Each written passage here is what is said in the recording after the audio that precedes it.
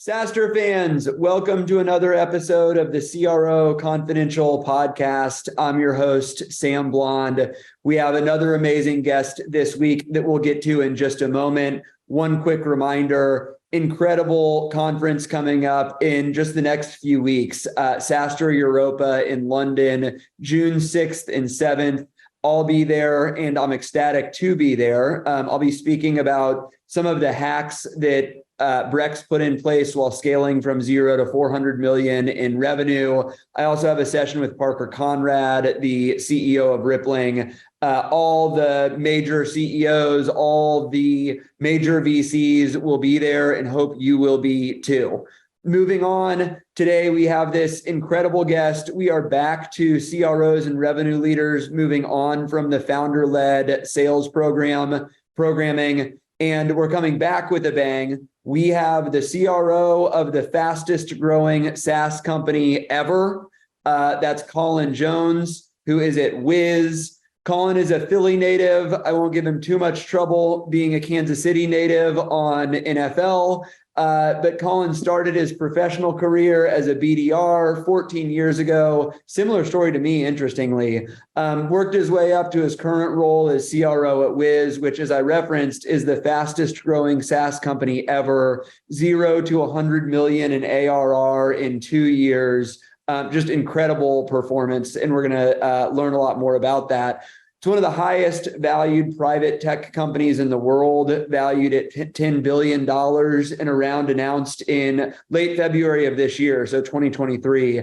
There are not many decacorns, certainly not many decacorn rounds happening in 2023, so Wiz is an outlier there. Colin joined in 2021. Which is just a couple of years ago, February of 2021, just a couple of years ago. But as I referenced, that was when the company was near zero. So incredible journey and happy to have you here and learn more about it. Thanks for joining, Colin.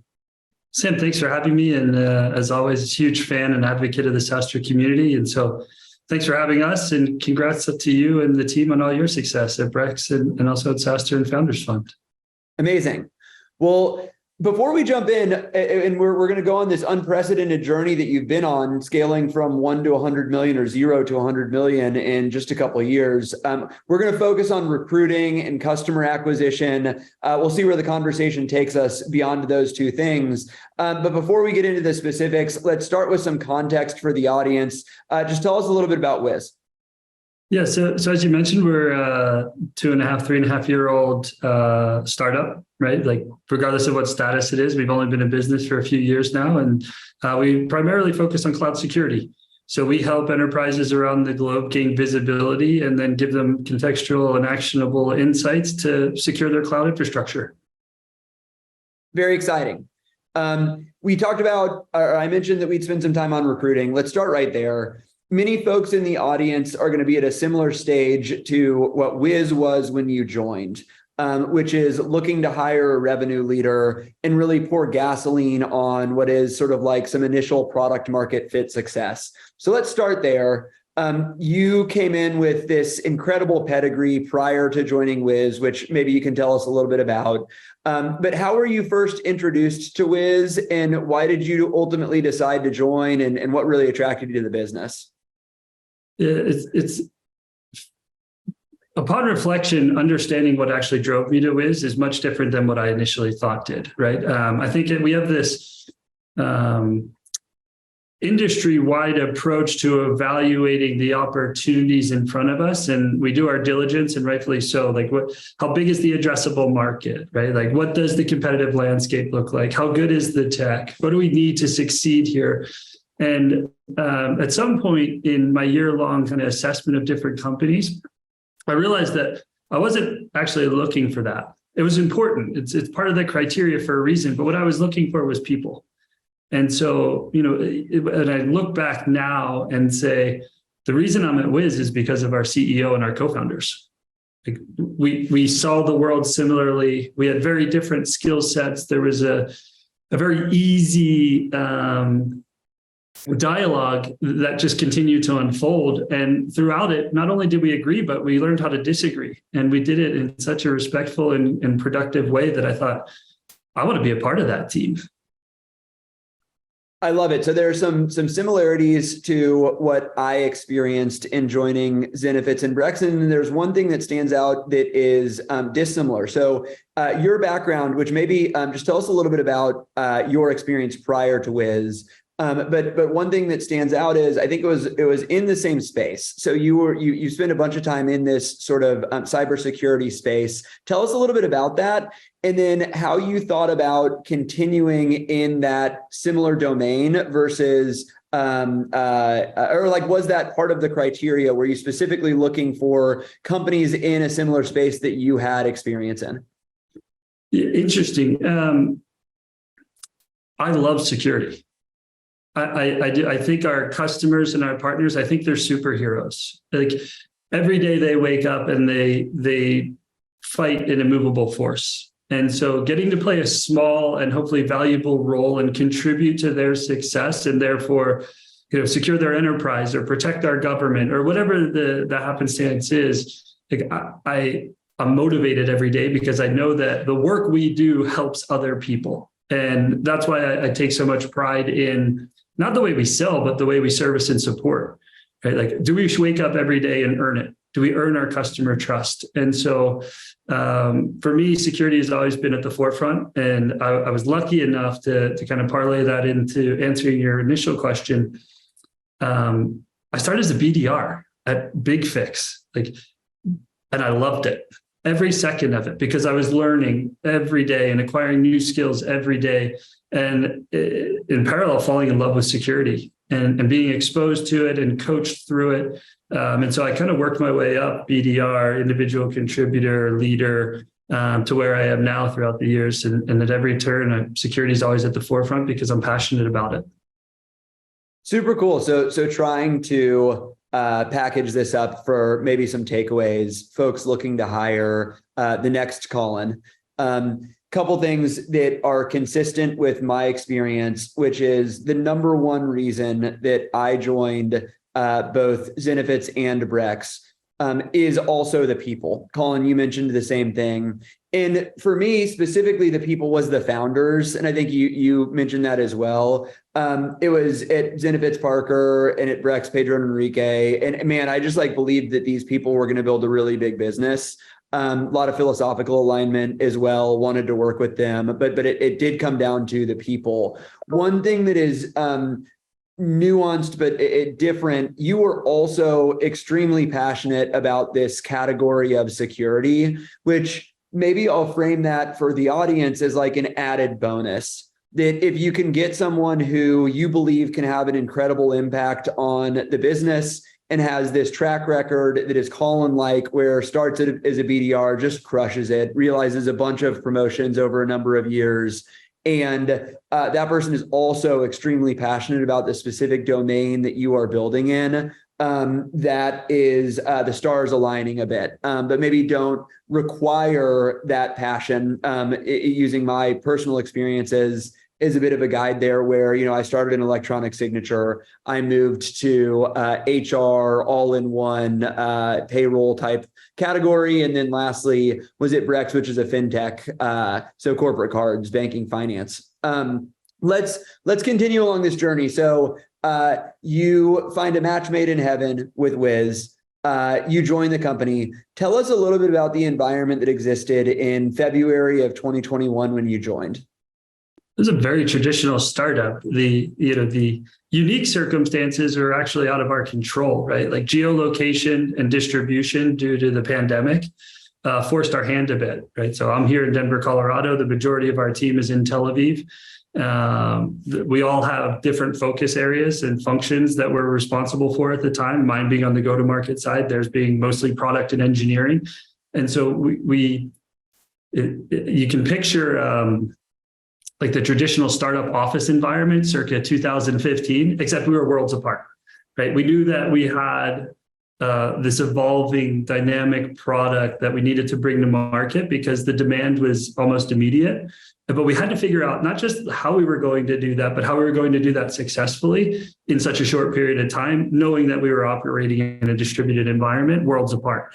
And so there's some unique challenges to our story that led to many late nights or early mornings, right? Trying to align time zones. Like how difficult can that be? It's nearly impossible when you look at the calendars and you realize 3 a.m. is the only time where we can all be together. Right? And so you start to create this new pattern of working as you do in any startup. But for us, it was just a bit different due to some forces we didn't control. And then when I look at the go-to-market and sales side specifically, it didn't take very long to realize that we needed to start meeting demand, or else people were going to question whether or not we were serious. And so we had to build, grow, and scale simultaneously in certain regards in order to kind of go from 0 to 100. Pun intended, I guess. Pun intended. Yeah, 0 to 100. Because literally the customers were there and they needed our help. And so how do you build the foundation in the right way to make sure that what you build is not just good for 100, but is good? One of the things I'm proud of is 200 million plus in 27 months. That means what we built initially, the structure, the foundational elements, is solid. And so to do that in this environment, at this pace, at this scale, is a part of our journey that I look back on with tremendous pride. Very cool.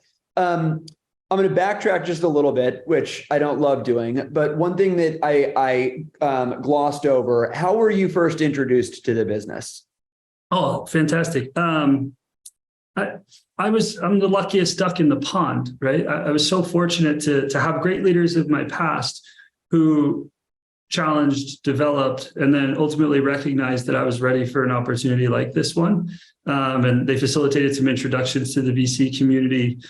One thing led to another. I just started meeting everyone I could, right? It didn't matter if there's a potential opportunity. I just wanted to meet with folks who I could learn from and share ideas with. And I probably owe some of them some money for counseling sessions at different points. But ultimately, Shardul Shah at Index, Doug Leone at Sequoia connected me to our CEO.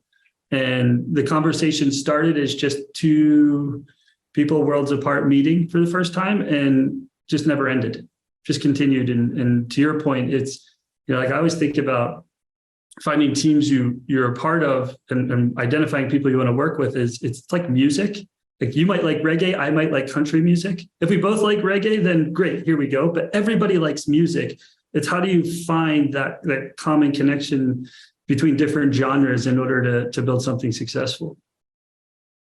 Awesome. So reinforcing a theme that has been consistently represented on this podcast, which is leveraging your network in these types of situations. And I think it goes both ways. You, as this incredible candidate at the time, leveraged your personal network where you have this track record of performance and you wanted your reputation to precede you. And so you reached out to your personal network that included VCs who introduced you to companies like Wiz that were leveraging their personal network and their investors. And it was this like network connection. It's the exact same thing for me. And it's the exact same thing for so many others that have been on this podcast, which was, I'll reference my personal experience. Jason Limkin introduced me to Parker at Zenefits when I was ready for my first VP of sales opportunity. And YC introduced me to Pedro and Rex when I was, evaluating new opportunities post Zenefits. And so, so many of these data points, just leveraging your network in more ways than one. Let's go back. You talked about the environment that existed at the time that you did join. And you talked a little bit about go-to-market specifically. So let's go back to that time where sort of like day 1 through day 60, something like that. What were the first things that you were focused on? Like, how did you allocate your time? So for me, I think like I say playbooks are prisons, right? Like so many times we see leaders or executives join organizations and bring playbooks that they've implemented elsewhere, assuming that it's going to be effective in a new environment. And so it was a listening tour, like I observed everything. I listened to everyone, and internally and externally. And one of the things that struck me was trying to find time on calendars Like, right, you remember there's dozens of us at this point, and the majority of our teams are focused on product and engineering. But everybody's calendar was full of customer calls. Like everybody, all day, every day, we were talking to customers. And so I remember trying to organize a meeting between the 5 of us, 6 of us, and saying, like, this is damn near impossible because there's customers on the other end. And I know what that means. I mean, that means we need to get on the phone and listen a great deal. We need to understand what customers see in us versus what we see in ourselves. And then utilize that to, I don't want to say standardize, but very quickly put together a value proposition with a complementary tone that customers were reacting to. And so I gave myself 60 days to do that. I think we had to do it in roughly 4, right? Like we had a week to get that right in order to make sure we didn't miss the opportunity. And then very quickly, I had to transition into finding some trusted resources to go meet that demand in the marketplace. We had to start hiring and we had to start building almost instantaneously. So much insight in that answer. You were in this privileged position where your problem, and it was a bit of a problem, was that you were swimming in demand. You had so much demand that there were calendars that were full of demos, and it was difficult for you to find time outside of these customer interactions to meet as a team. And the takeaway for me in that answer is, regardless of whether you're swimming in demand or not, the way that I've typically approached, whether it's day 1, day 60, or day 1000, there's going to be some bottleneck in the customer acquisition or revenue growth spectrum. And you need to find that bottleneck and start applying as much pressure and attention until you alleviate that bottleneck and it moves somewhere else. And so for you guys, your specific bottleneck was, we have a lot of demand and we actually don't have the resources in the form of salespeople to adequately serve this demand. So we need to go out and hire. And tell us a little bit about that process. So you join, you identify this opportunity. Who did you hire? How did you recruit? Sourcing candidates? Just tell us about some of the details there. Yeah, and just to kind of comment on it, like people think about product market, you found product market fit. Like I call that unrecognized demand. Like you should always be seeking demand, because if you have demand, you have product market fit. And for us, it wasn't just what was in front of us. It was the fact that there was so much more demand to be created in a very short period of time that was compelling, right? So like I can run through 100 customers all by myself. That's not the point. The point is, what do you learn from the first 10 to go to 1,000 even faster? And so like, I always think about this pivotal juncture where, of course, there's demand, but how do you create more of it? And how do you recognize it? And that's not a sales-led effort, like just for everybody who's listening. That's an organizational effort. That means adjusting roadmaps and feature function and product direction and marketing approach. Like that for me it should be a company objective number 1 at all times. When it comes to hiring, it's a very traditional story in the sense that over your career, you have opportunities to work with, interface with, admire and observe some professionals that you connect with as people. And therefore, you build these bonds and this level of trust where I had to look some people in the face and say, like, this is a huge risk. Like, I understand you trust me, but it is a seed company, and this is where we're at. And so you have families to provide for and mortgages to pay. But I really went straight into my network and I identified a few people, both on the sales, direct sales side, as well as the ops side, and said, I think we have something, but it's a calculated risk and I need you to be aware. And so I went and I got a couple of sales folks, a sales leader and some ops people and some support staff to make sure that we could overinvest in the ops part of our business while we were driving that demand on the sales side. It's awesome. It continues to reinforce this theme that is consistently represented on this podcast, just around leveraging the network in so many different ways, whether it's recruiting, demand gen, and more. In this specific example, when you hire a senior sales leader, there should be some expectation that that senior sales leader has the ability to source, recruit, and hire people in network that have a low risk of success and high probability of, or low risk of failure, high probability of success. Colin, you did that with several folks. It was thinking back to my time at Brex. When I joined, the first two sales reps that were there, we had hired a CFO as one of our first employees. He had come, his name's Michael Tannenbaum. He had come from SoFi. The first sales reps were Michael Tannenbaum, SoFi reps. So it doesn't have to be the network of the person leading the organization. I entered this world where there were already a couple in-network hires from our CFO, and I brought in a bunch of people from my personal network, and then continued this path where Brandon Boyle was an early sales rep that I brought in. I knew him from Zenefits, and he brought in an incredible person named Jack from Gusto. That was Brandon was at Gusto in between Zenefits and Brex. And so you just like continue down this path of leveraging the networks, your personal network and the networks of others that are top performers within the organization. And before you know it, you have this really unbelievable team of all-stars. Totally. There's two things that jump out at me. One is like, it's so simple, but you are the company you keep. Like if you're surrounded by this can, depending on how you interpret this, but like the best way to celebrate overperformance is not to tolerate underperformance. Right? Like A players want to be with A players. Like everybody is on the Yankees, so to speak, or the Phillies, depending on where you live.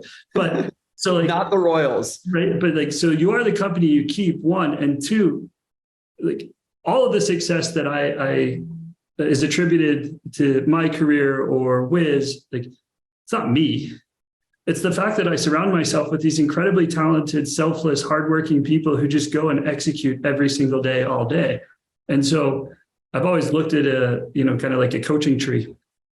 Like if all of my coaches, so to speak, are becoming head coaches or winning Super Bowls or winning MVPs, like, then I must be okay at my job. And fortunately for me, I've had the privilege of working with so many wonderful, talented people that if you're looking to bring in a CRO or a sales leader or go-to-market leader, and they don't have the best reflection of them is in the people they bring. And if they don't have that, then they're probably not the leader you're looking for. Couldn't agree more. You're preaching to the choir. Just so much of what you said resonates with me personally. And I attribute so much of my personal success to those that I've been able to recruit. We've had several folks on this podcast, Jameson Young from Gong, Matt Plank from Rippling, Charishma Shah, now at Guild Education, who ran RevOps at Brex. Like the reason that the businesses that I was a part of and the reason that I was personally successful, I just like point to those folks. And it sounds like you feel the same way and have your similar sort of group that you're able to point to, and couldn't agree more on so many folks that are sitting in your seat. It's the same, just like this attribution of success to their ability to recruit and the people that they recruit really performing at a high level. Yeah. But let's switch gears a little bit. You entered this environment where demand was not the initial constraint. Calendars full of demos, as you described it. Where was this demand coming from? It was very organic, and it's a credit to the approach our founders took, right? Like as practitioners prior to, like, they build Adalum, they sell it to Microsoft, they take a set of responsibilities at Microsoft Security, and they were practitioners who were experiencing this challenge that we solve for every single day. And they thought they had a solution. But like any good idea, it's not a good idea until somebody else tells you, and more or less till hundreds or thousands of people tell you, like, that's a great idea. And so they took this approach of, let's go show other like-minded practitioners who are dealing with this set of challenges what we're up to and get feedback and iterate. And so they built this enterprise class ready to go out of the box solution as a result of collecting and applying feedback over a period of 6, 9, 12 months. And so the initial direction of the company and the product is very different than what Wiz is today.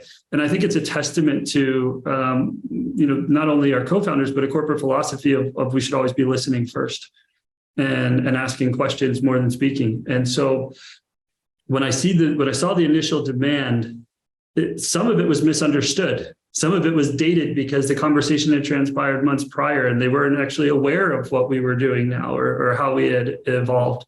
But I think just through network and interaction and asking really thoughtful questions, we were able to create a pool of demand through our network. Just sitting down and calling people that we worked with or we knew or whatever, and just saying, hey, let us show you what we're up to. Let us try to explain it. And then hopefully you can help it make us better. Again, this theme of leveraging network. It sounds like that was done at the founder level when it comes to demand gen, customer acquisition, generating calls to learn about problems that potential customers were facing. And then founders would go back and design the solution over time based off of what they would learn. The second thing that I hear that isn't totally related to demand gen, but for founders out there, it is a consistent theme. Even if you're, as a founder, on the more technical or product visionary side, you're not a go-to-market or business-oriented founder, so many of the best founders at the best companies spend a high percentage of their time customer-facing. And that happens on day one, and it happens on day 1,000. And so, Colin, I'm curious, I guess two things. Do your founders still spend a fair amount of time meeting with customers and prospective customers? And then second part of that question is, as the company has matured, how have the demand gen channels also matured? Yeah, it's a good question. Couple of things, and just while it's top of mind, like we talk about the network effect quite often in our industry because it's a multiplier. It's a force multiplier at times. Like specifically within the security domain, your network is earned over an extended period of time. Like I will never do anything that I don't believe is the right thing for a customer, right? And so like you have to earn that credibility and that trust and build that network through your actions, not some happy hour at some event and at the Moscone Center, right? Like, so just to clarify, I think too often we see what I'll call transactional connections as building our network. It's not true. That's not how you earn trust and you build credibility and relationship with people. It is through your actions over extended period of times and having a set of core values you will never deviate from. And then, like, do our founders, executives spend time with customers every single day? Like our responsibility to our customers in the market at large is, especially in the cloud, it's the most dynamic part of the market right now, right? It goes up, it comes down, it goes this way, it goes that way. Your world changes, their business changes, your cloud changes.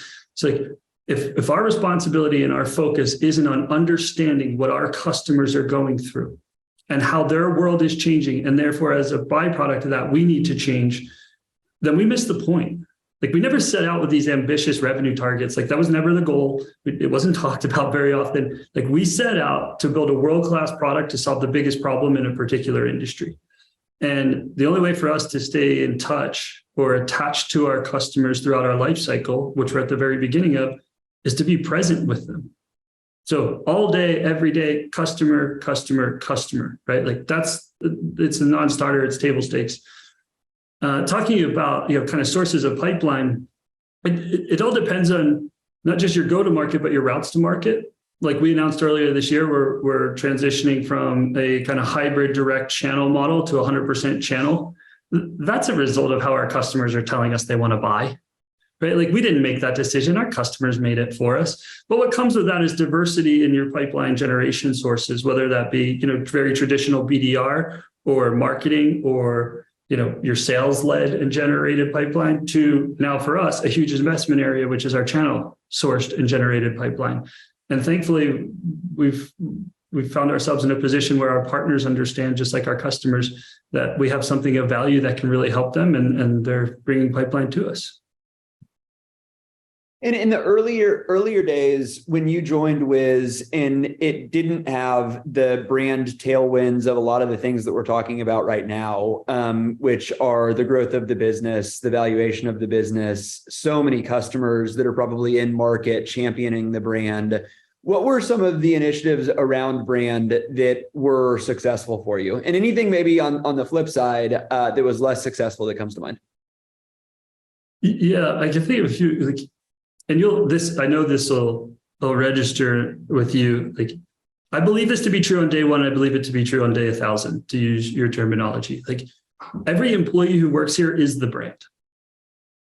You're the brand first and foremost. How you conduct yourselves, how you engage, how you market us, like what tone you set, like you are the brand every single day. And therefore I have to trust you to represent who we want to be and what we represent every single day. And that's just an expectation we have of every employee now until forever. But to your point, I think what we all had was personal brands. We knew we had great visionary and great product and great execution and great go-to-market. And so people who we had connected to earlier in our careers really trusted us based upon our word. They took us at our word that we were going to do something, and that thing was going to be exactly what we said we were going to do. Like, there was no gray area. If we promised it, we committed it, we delivered upon it. And over time, you see that change. And like, thankfully in our case, it's due to some success, but there's a multiplier effect and order of magnitude where you do that enough times, you do the right thing every time, you get a reputation for doing the right thing every time. And sometimes that means stepping up and saying, we got it wrong. Like, I can think of a handful of instances very early on where, like, maybe I miscalculated the pricing model. Like, I just didn't understand the customer environment well enough and the number was wrong. And I had to call them back and say, actually, it's not that, right? That was my mistake. We'll honor our commitment to you. But building that brand and what I call the currency of trust, right? Like, in every interaction, there's an opportunity to either build or break trust. You better be building it. And in security specifically, with the position our buyers are in, if you're not building trust, you don't have a chance. Interesting insight around in this domain of security. So much of the brand is trust. And when we were thinking about building a brand, the way that we thought about it, or at least a big way that we thought about it, was establishing trust. And so we did that through the examples that you just provided around just being completely honest, delivering results, the types of things that you committed to. Okay, so you referenced earlier on the call that you didn't set out with these incredibly aggressive revenue targets. I listened to a different podcast of yours where you talked about your initial revenue target, I think for the fiscal year of 2022, was something like $8 million. And your plan called for 22 people in the revenue organization. And that didn't last long. So your actuals were something like 40 million in revenue and 100 plus people. So 5x on each, the revenue and the headcount side. Can you talk to us a little bit about how that plan evolved throughout the year? Was this one major reforecast that you did when you realized, like, man, this is taking off a lot faster than we thought? Who is pushing to go bigger? Just tell us anything that comes to mind with this crazy change to the plan. Yeah. So who pushed us to go bigger? The market did. Like, that wasn't a decision that we made, but when you start to make go-to-market investments and the return is much higher than anticipated, right? I think there's this notion of like, okay, let's see if it's there. Ultimately, I had to sit down with our CEO and ask him to trust me. And I needed him to trust me with, it's not free. It costs millions of dollars to build a team that big in that period of time to generate the revenue. Now, with that said, I'm a big believer in milestone-based planning. If A plus B equals C, you better move on to D. And right, so like, objectify the outcomes and the milestones so that it's a no-brainer. The hard part is thinking through what those should be. And in our world, I can tell you very early on, like, when I started throwing a number around it started with a 4, people thought I'd lost my mind because we were nowhere near that, right? We didn't have the pipeline for that. But the pattern and the trend and the analysis was there. If we do A and we do it well, B, C will be the outcome. And if C is the outcome, we better get ready for next year right now. And so there wasn't a massive one-time exercise where we shifted, the goalpost and picked a new target. It was iterative and challenging, right? Like at any given time, one particular variable could destruct the entire build of any plan that we had in our hands. And so we had to be adaptive and willing to admit, like, got that assumption wrong, better move on, right? Like no harm, no foul. We miscalculated. World's moving fast. Let's sit down and do it again. And let's sit down and do it again. And let's do it again and again and again until we get it right. And frankly, I don't think most organizations are forced into that situation, but I'm so glad we were, because how repetitive it became. If we build a skill set and a muscle as an organization so early in our journey, that will benefit us for years to come. Lots of takeaways. One thing that I loved from something that you just said, which is counterintuitive or certainly not the standard, which is you said like the market is what drove the increase in targets and the increase in headcount.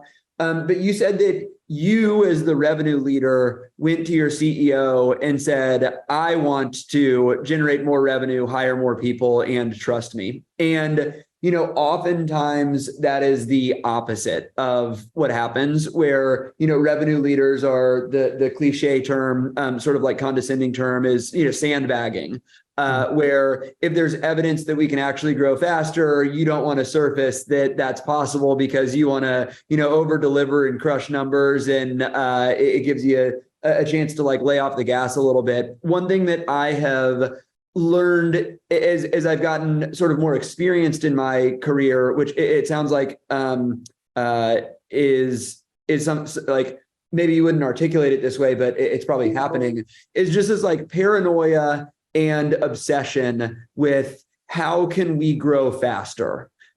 Just constantly thinking about what are the opportunities for us as a business to grow faster, regardless of what the target is. Is it additional demand? Is it increasing ACVs? Is it working with the different personas? It's just like constant paranoia around how can we grow faster, regardless of what the targets are.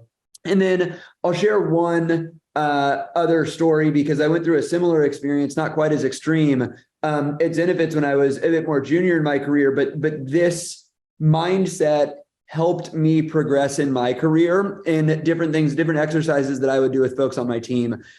When Zenefits was very young and immature, we had a goal of going from like $500,000 in ARR to 10 million in ARR in 1 year. This was 2014.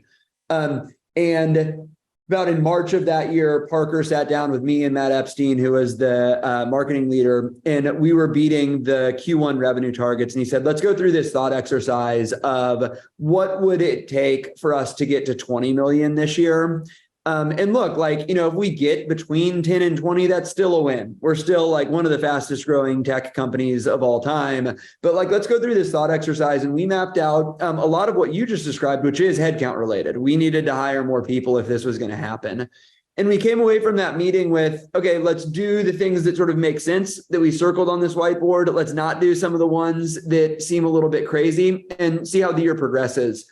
And I think the takeaway from that meeting for me was, I'm constant. And the other thing was like Parker was doing this with every team, but I'm constantly doing that with my team, which is, okay, like, we want to get here. Yes, that's a success, but what would it take for us to get here? Like, what would we need to do differently to get to 200% of our number instead of 120%?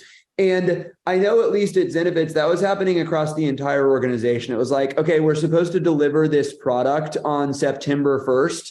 As we sit here, we're at May 30th. And what would it take to deliver this thing late July instead? And so that type of thought exercise I found really impactful for me personally, but also others that I've worked with. Yeah, I have so many thoughts, because you're spot on in so many different ways, right? Like I can go back to college, and outside of our locker room, there was a quote on the wall. It said, to find the limits of the possible is to go beyond them into the impossible. Right. And so we condition ourselves to think we know what reality is or what outcome we can achieve. That's not our story. That's us interpreting and applying somebody else's story to ourselves. And so I feel like as a team, as a leader, as a human being, like I believe in 1% better. I believe in pushing the envelope. I believe in setting higher expectations for ourselves than anybody else, because the only way to figure out how great you can be is to fall short of it. Like excellence is unachievable because you're always in pursuit of it, right? And so like every once in a while, sitting your team down and saying like, throw everything out the window and tell me how we can do this. What is this? How do you know that that's it, right? And we've continuously pushed ourselves and our teams to do that exercise regularly because it's healthy.